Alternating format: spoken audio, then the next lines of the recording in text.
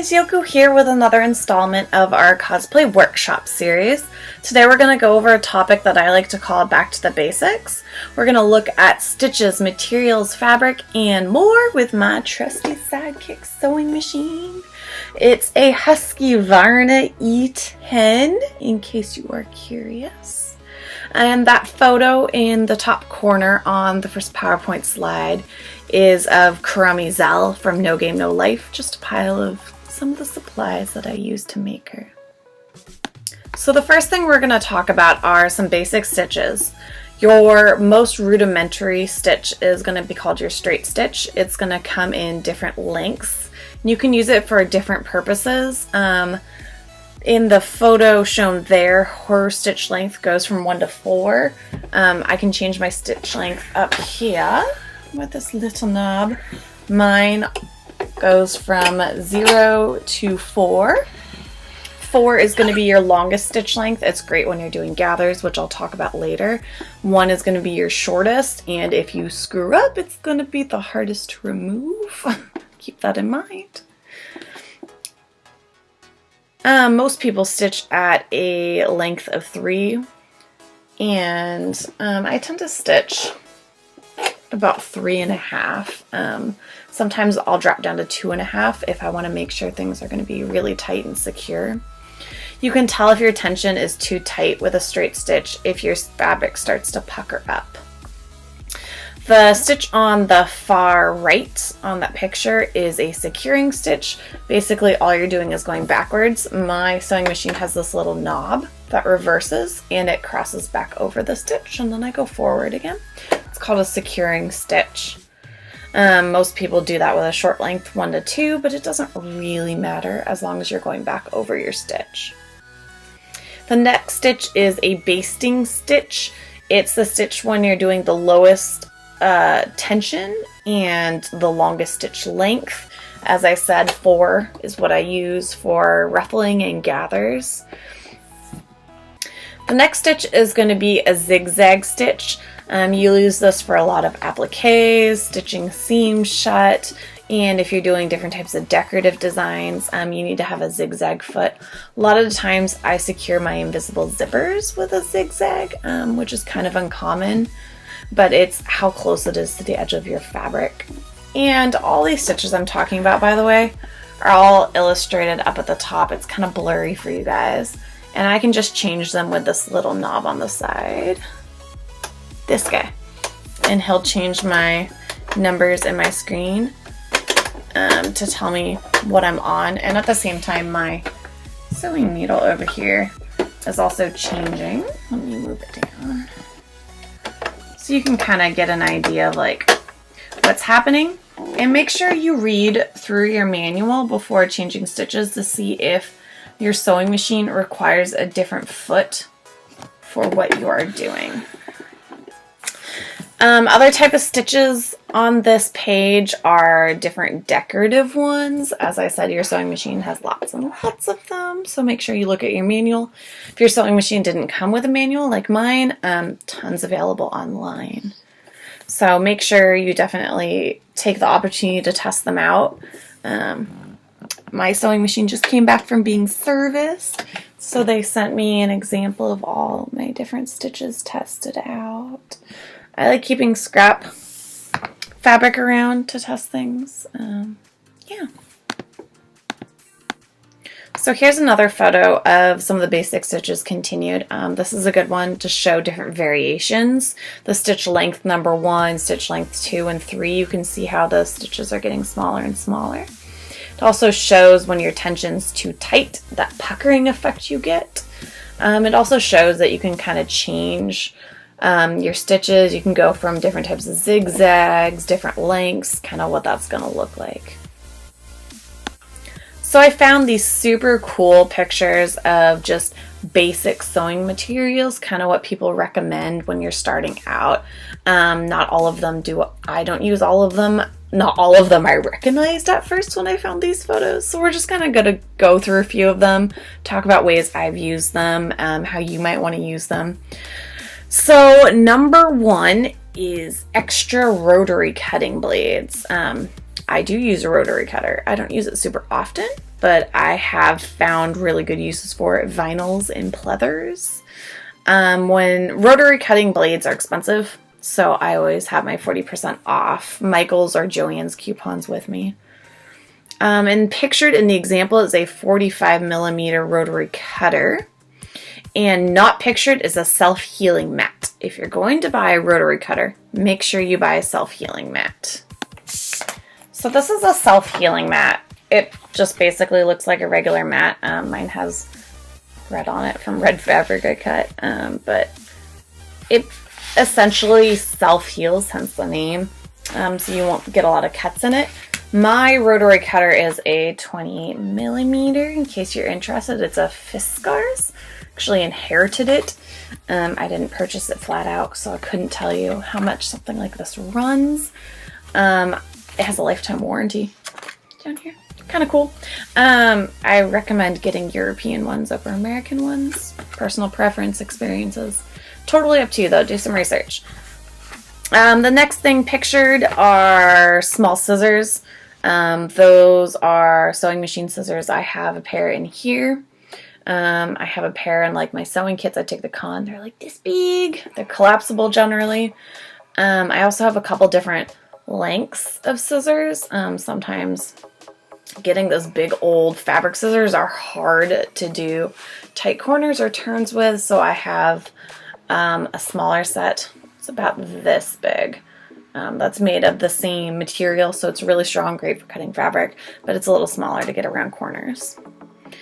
General scissors, obviously you need dressmaking shears. You should all know this. I got mine as a gift, which they're super expensive, so I was really lucky. Never cut paper with your dressmaking shears. You'll need general scissors. Those are the ones you do use to cut paper with, as well as patterns and everything else. You need a seam ripper. Everybody should know what a seam ripper is. I buy them at garage sales for 25 cents all the time. Just always have a few lying around. I have a habit of losing them. Needles. I've been known to go through 4 needles on a single step before. I pin everything all the time. I actually use quilting needles. Those are the ones with the big colorful heads. Oftentimes they make bigger holes, so it really depends the fabric I'm using. If I'm using a taffeta, I'm not going to use those needles because the pinholes will show up in the finished product. But for basically everything, I use them because things get lost in floors, especially if you have rug or carpet. They're hard to see when going over the sewing machine, etc. But I always have a set of actual sewing pins around as well. Generally, they're teeny tiny and small and silver.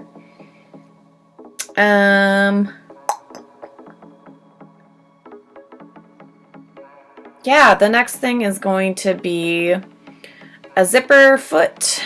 Once again, look at your sewing machine manual, see what type of feet it comes with. Then there's a darning foot, which I don't use. It's pretty much used for quilting. And a walking foot, once again, used a lot in quilting. I don't use, walking feet are pretty handy.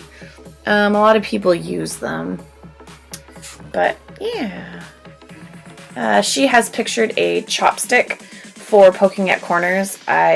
Oftentimes I'll just use like an eraser pencil. Sometimes I'll use pens. Sometimes my mom knits, so knitting needles are really good.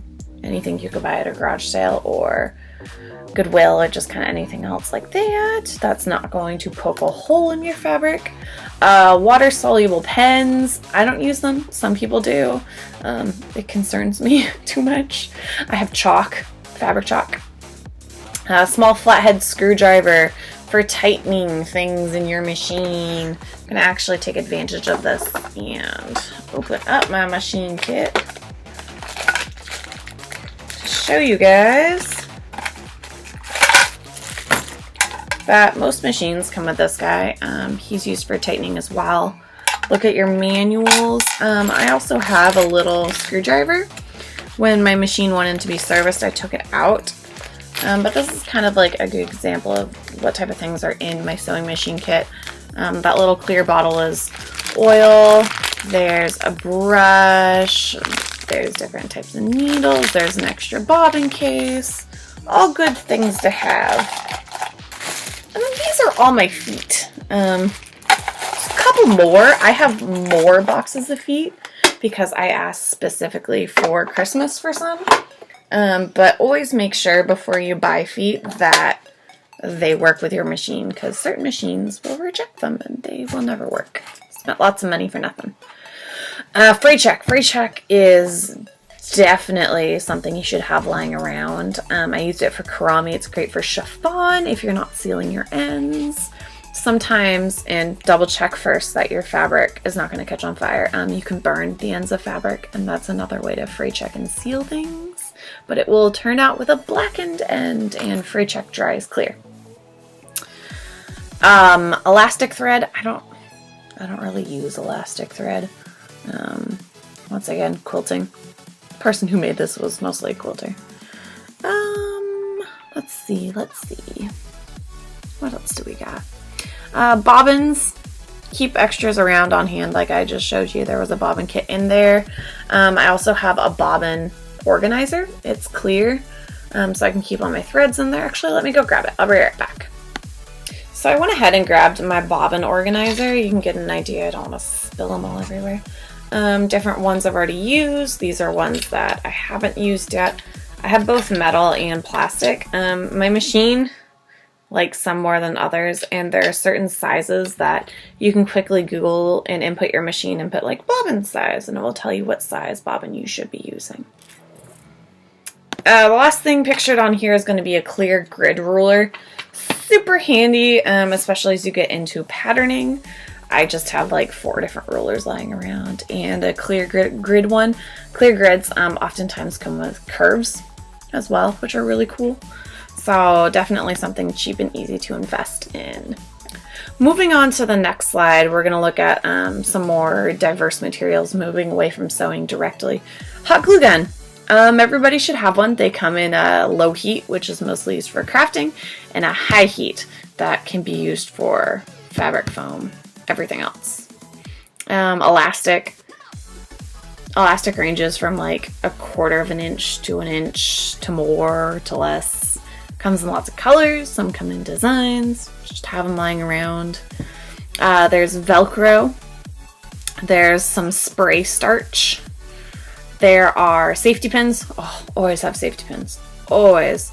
Not only should you have them while you're sewing because you use them to pull the elastic through a waistband, you should always have them on you for con because you never know what might happen. I try to keep like 12 on me, which I tend to lose, but you know, it's the thought that counts. That's why they have cosplay repair rooms.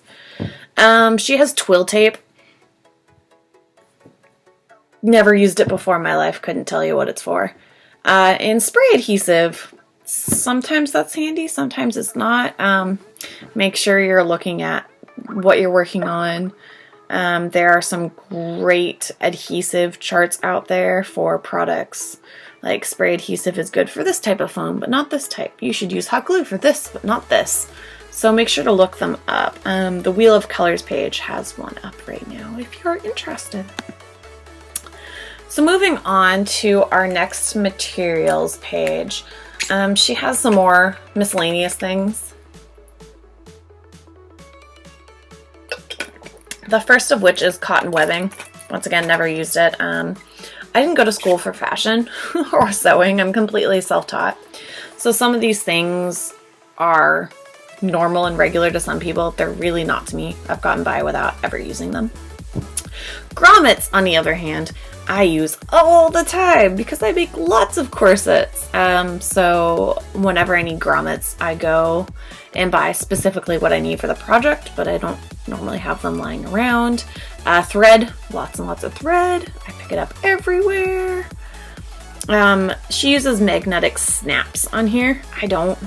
I attach all my snaps. I'm not a big fan of snaps in general. Most of the time I'll try to use buttons or something else. Zippers. Once again, if you're working off of a pattern, which we'll come to reading patterns here in a little bit, it will tell you how long of a zipper, but you can generally guesstimate. Always go with the longer of the zipper than you think you need, because shortening a zipper is easy. Once you cut a zipper, there's no going back. So keep that in mind. Snaps. She has a snaps and a snap setter. Once again, you can go without them. And buttons. All sewing machines come with a button foot and a button setting. I've never actually used it, mostly because I've either hand sewn the buttons last minute. I make cosplays last minute sometimes. Or, it just hasn't been like an ideal time to use it. So the last of her set of images are some other miscellaneous things. We have interfacing. You will probably use interfacing. There's lightweight, medium, heavyweight. Make sure when you go to the fabric store to read what it says to use it for. And if you're using a pattern that calls for interfacing, make sure to read what type of interfacing it is. There is sew-on interfacing, then there is heat and bond interfacing. They're entirely different. You will frustrate yourself a lot if you don't read that like I've done before. Interfacing won't bond to all types of fabric. So definitely double check that as well, because that can also be frustrating. I recommend iron-on adhesive if you can get it. There's some fusible fleece in here. Never used it. She recommends using it for bags. Cotton quilt batting. You don't use it a lot. I've used it on a couple projects. It gives a nice weight inside of something. The last time I used it was for Winter Wonder Lulu's hat. I had a wire frame and then I covered batting around both the inside and the outside so that the wire wouldn't hit me. Polyester filling, pretty self-explainable. Plushies, anything you might want to stuff, pom-poms, bunny tails, ears, just to name a few. Muslin is super cheap. I shouldn't say that. One of the cheapest fabrics you can buy. It's great for testing out patterns, if you're trying to figure out how something fits, if you've never made a corset before and you want to kind of start slow and cut things out and test, those sorts of things. And then cotton canvas, which once again is whatever. It's fairly inexpensive. You can use it to go over as a second layer of interfacing. It's a canvas, so it's a little thicker, but it's also cotton, so it's cheap. So we're going to move into the next part of this PowerPoint, which is going to be types of fabric. Listed here are a whole bunch. I believe I stole this from Simplicity's website, so go check it out. They go through every single one. Once again, I did not go to fashion school, so I mostly am that person at the fabric store that I go around and I touch everything and I'm like, is this what I want? Is this what I need? No, moving on, touch something else. And honestly, there's nothing wrong with that. People do it all the time, especially in places with fashion districts where nothing is labeled. It's just all out and about. But the things I will say about fabric is that there are two main categories. There are wovens and there are knits. And that wovens are created by two sets of fabric, or two sets of threads. One is running through the length of the fabric, the other one is running through the width, which is how we get like a woven pattern similar to that. And they're intertwined together in different patterns, and that forms the different types of fabrics and their surface effects that we've seen. Woven fabrics have little to no stretch, but they're super stable. A great example of this is cotton and broadcloth. Now, knit fabrics, on the other hand, are created by looping a single thread around itself over and over again in a specific pattern. This forms really stretchy thread because you're pulling, or it's really stretchy fabric because you're pulling on the same thread throughout. Because the fabric is created in this way, in theory, it shouldn't fray when you cut it either. And it makes finishing edges basically unnecessary, but I always finish my edges. Anything stretchy is going to be a good example of that. Leotard type fabrics, etc. This little picture gives you kind of an idea of some of what the surface effects come out to be. Like flannel is used in like baby blankets. There's some eyelet designs on this. It's probably a silk or chiffon. Crepe has that really funny crunchy look. Corduroy has all the like striped textured with it like pulled out slightly. Anyway, you can look through that. If you guys have questions, obviously comment, post below, send me a message. So this next slide is pre-washing. When you buy fabric, they say pre-wash it, you know, so none of the inks or dyes leak, nothing shrinks, those sorts of things, so you're not getting into a whirl of hate. I'm the terrible person that, and especially as I was learning, I never wash my cosplays. It's kind of gross to think about, but generally you're really careful with them. So I never really worried about pre-washing, but it's a good idea if you have time, you want to be careful. Do some reading up on the fabric first so that you don't destroy it when washing it. So just keep that in mind. All right, so now we're gonna do a little more looking at our sewing machines. So the basics of your machines are, and here's my trusty machine example. Thank you, lovely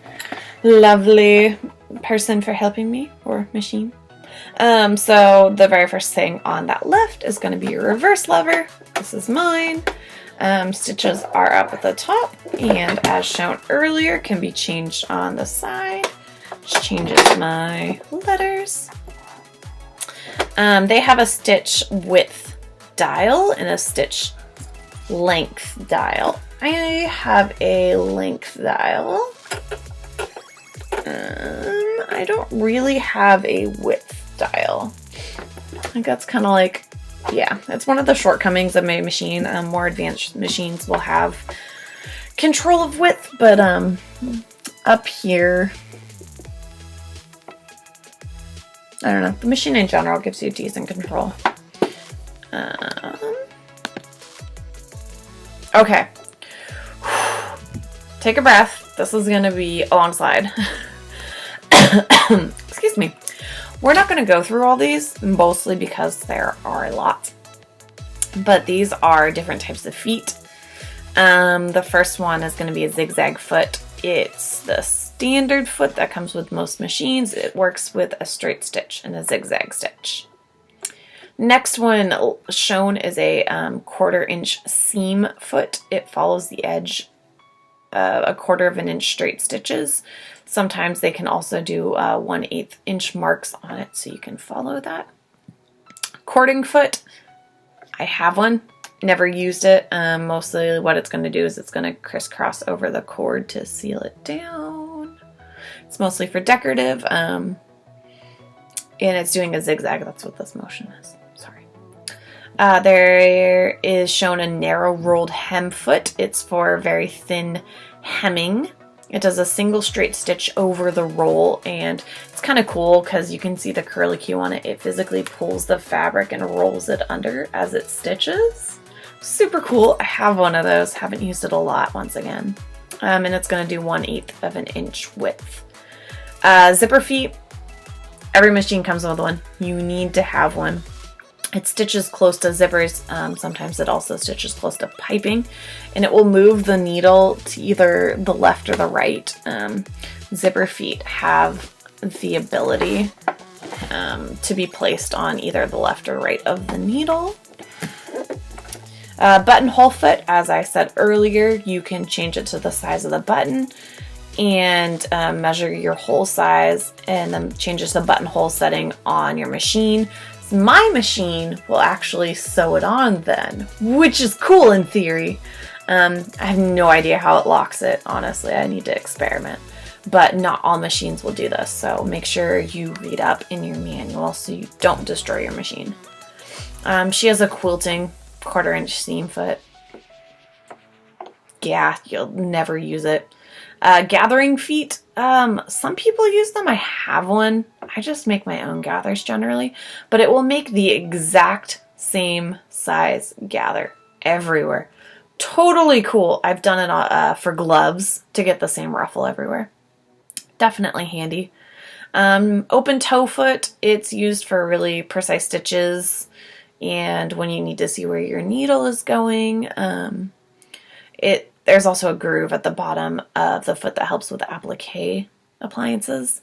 Roller feet are for sticky fabric, so leathers, suedes, vinyls, anything that's going to get caught in the regular pressure feet, such as batting, and it helps move the fabric underneath the foot. And then the last one is a blind hem foot, which I do not own, have never used. Supposedly it adjusts the size of the hem you want, and you can fold the fabric differently, but it says that, you should really consult your manual and double check before you do it. So these next couple slides are going to give you the basic rundown on patterns, basic patterns, and how to read them. So every company and pattern is going to look different. Sometimes the same companies have different pattern sections. So like costumes are going to be in one section, but blouses are going to be in a different section, even though there's a blouse in the costume. And you always want to carry a measuring tape on you. I always take one when I go to Joann's with me. If you don't have yours on you, the cutting counter will have one. You can borrow it, and that way you can take all your measurements in case you forgot to write them down or you forget them. So as you're going through and looking at the pattern book and then going and looking at the patterns, you can figure out what size you need. And most of the pattern books have sizing charts on the very last page. And most of the patterns will give you a sizing chart on the back. So for a blouse, it would be the shoulders, the bust, and the waist.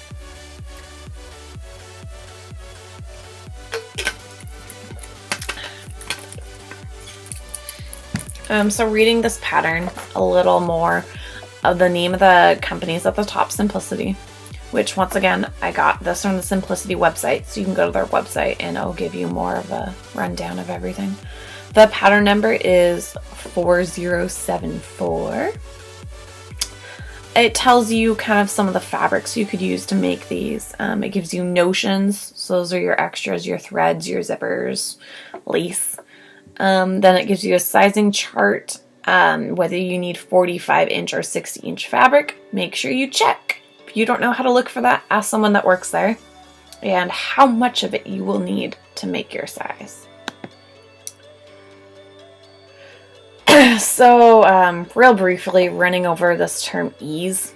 I had no idea what it was when I first started sewing. I just kind of learned over time through trial and error.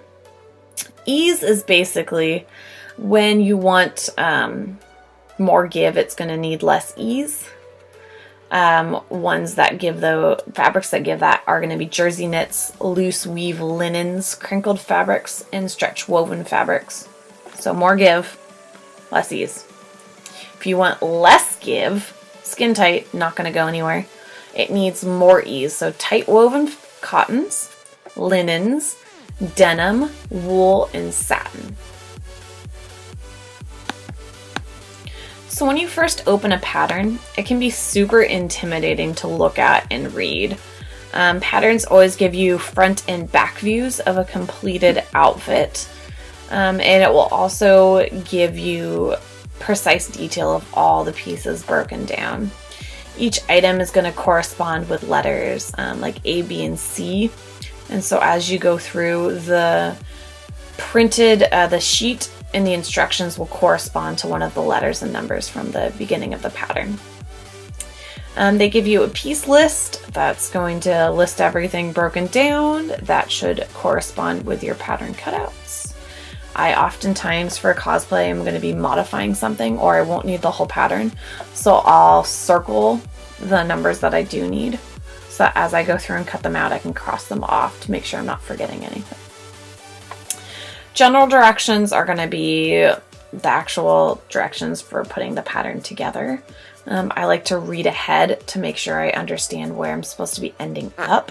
Sometimes the photos are not very specific. Sometimes you can get lucky and Google a particular pattern and someone's done a YouTube video of it. That's not always the case. If you think you're doing something wrong, it's better to stop and reevaluate it later, or pin something you think it's wrong, flip it inside out, pin it again, see if it looks better. Sometimes just a change of perspective, walking away for a minute, or asking someone else if it looks right to them will save you a lot of heartache in the end. Reading patterns is a trial and error process. There are cutting layouts on patterns. They show you how to basically save the most fabric. I always get more fabric than I need, so I don't tend to follow those, but they can be handy. And then they have all the sewing directions. So I'm losing my voice. So we're going to run through the last couple of these real fast. These are examples of kind of what my sewing room looks like. So on this first photo, I have my ironing board, I have my fabric cutting board, I have my iron, I have a couple rulers, I have just some scrap paper to do patterning on, I have a piece of cardboard for hot gluing, and then I have a roll of interfacing. I always have interfacing lying around all the time. Then I have boxes. The bottom box is fabric, the top one is notions, foam, etc. Those are actually behind me now. I will be rearranging my room again, so that's going to be changing. My dress form, which you guys should start becoming familiar with at this point. An example of what my sewing desk looks like. There are general sewing scissors. Those are not my dress shears. In the front with the pink. My dress shears are behind them on the paper. My breakdown sketches, my patterns, some pins, and my sewing machine, as well as a seam ripper. That's my sewing box. It's really messy. It actually basically looks like that. We got lots of things going on. Measuring tapes, zippers, snaps, thread, lots of miscellaneous sequins, needles. Below that are more scissors, bias tape, zippers, elastic. Basically anything that is small enough that I could lose throwing into my general sewing boxes gets thrown in there. And last up is an example of a basic shopping trip. This shopping trip was for Zell's Cafe Roulette.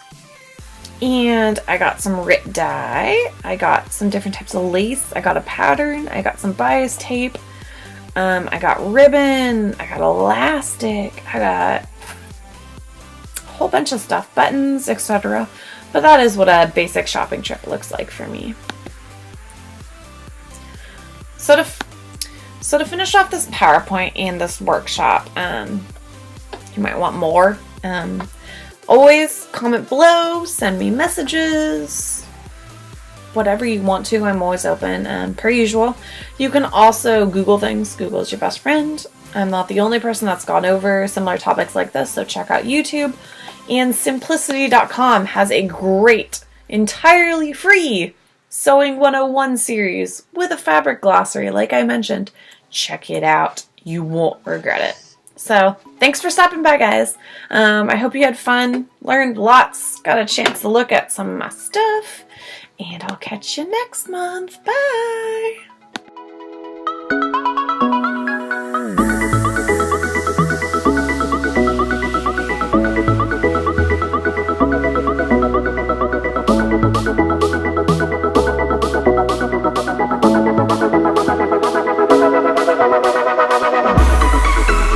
Thank you.